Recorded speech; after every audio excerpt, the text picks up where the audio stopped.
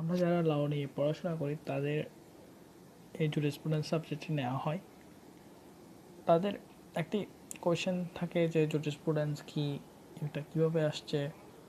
এটা আসলে জুরিসপ্রুডেন্সটা হচ্ছে আইনের একটা বিজ্ঞান, যে আইন শাখার মূলত বিজ্ঞান বিষয়টি হচ্ছে যে জুরিসপ্রুডেন্স। এটা অনেকটা সায়েন্টিফিক ল বলা হয়, এটা ন্যাচারাল ল বলা হয়, এটা অনেক কিছু বলা হয়।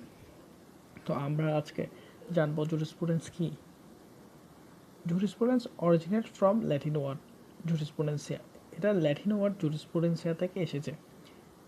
Again, jurisprudencia is of two parts. Here is jurisprudencia.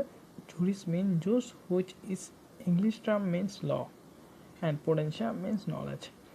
যেটা আসলে আমরা দেখতে পাচ্ছি যে একটা ল্যাটিন ওয়ার্ড থেকে এসেছে, যেখানে জুরিসপ্রুডেন্সিয়ার আবার দুইটা অংশ আছে। একটি হচ্ছে জুরিস, যেটার জুস মিনস হচ্ছে যে যেটা ইংলিশ টার্মে ল বলা হয়, এবং প্রুডেন্সিয়া মানে নলেজ। সো আমরা বলতে পারি জুরিসপ্রুডেন্সিয়া মানে হচ্ছে knowledge of law.